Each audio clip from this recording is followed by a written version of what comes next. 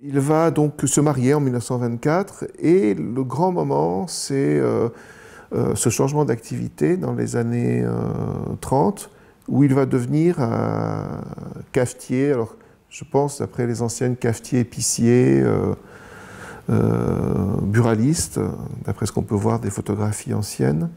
Rue nationale à Fouquier-les-Lances, près de Lens. Et c'est là qu'il va entendre les voix. Donc il est dans ce café entre 1930 et 1936, et au milieu de cet épisode, en 1933, il va entendre, alors qu'il est à l'étage, qu'il dort, des bruits qui l'inquiètent dans le café. Il peut penser au fait simplement d'être cambriolé, par exemple, et ce n'est pas le cas, personne n'est là, mais il entend des bruits de pas dans l'escalier, de corps assez lourds qui se déplacent, qui l'intriguent beaucoup. Et ce sera accompagné par la suite d'hallucinations auditives, puis effectivement de visions. Il a donc une suprême vision. Ensuite, il voit 7 visages marquant les plaies du monde, mais un flambeau veillé, tel une langue de feu aux 1000 vibrations et à la vie ardente, impossible à décrire, d'un jaune or, ruisselant dans sa forme mouvante.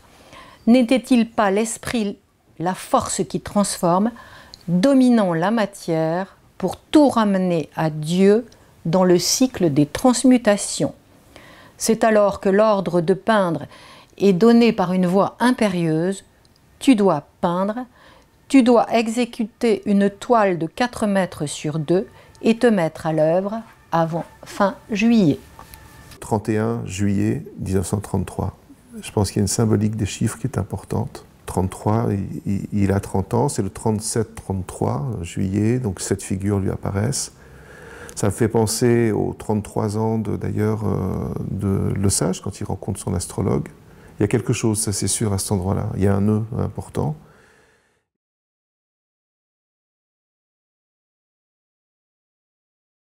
Je ne suis pas certain, pour moi, c'est avant de commencer à peindre, mais peut-être commence-t-il sa grande toile, qui sera la première toile qui s'appelle Résurrection, qui démarrera donc le 31 juillet 1933, qui courra jusqu'en octobre 1934. Il rend visite à Augustin Le Sage, à Burbure, et cette visite se passe très bien. Et Augustin Le Sage va le reconnaître comme un de ses, je ne dirais pas disciples, mais continuateurs. Et c'est très important pour lui. Donc ça, pour nous, c'était une source aussi très... On était très heureux de savoir qu'il y avait eu cette rencontre. Et il y a un deuxième acte, à la fois symbolique, mais aussi au-delà, qui est très important pour lui, c'est qu'il va se rendre à Notre-Dame-de-Lorette. Donc Notre-Dame-de-Lorette, c'est près de l'ossuaire de Lorette, à Vimy. Vous savez, en Artois, là, ces collines où il y a eu des combats terribles liés au front.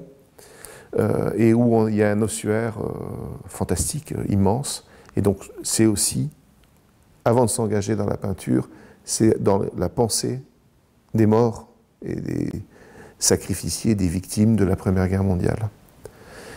C'est important, vraiment, évidemment, on comprend.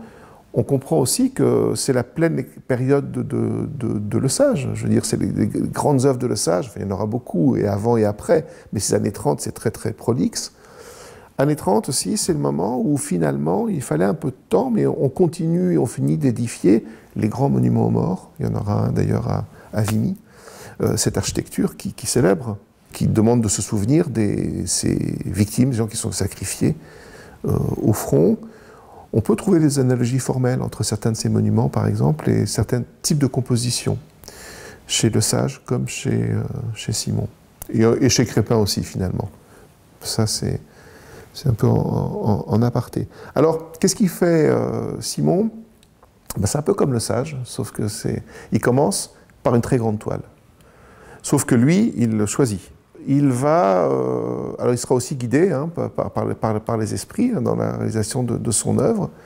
Cette grande œuvre Résurrection, qui fera, je pense, 2 mètres sur 4, enfin, donc 8 mètres carrés, est aujourd'hui disparue, enfin, j'espère non encore retrouvée. On pourra parler de ça, de ces œuvres qui ont disparu et comment elles sont revenues à nous.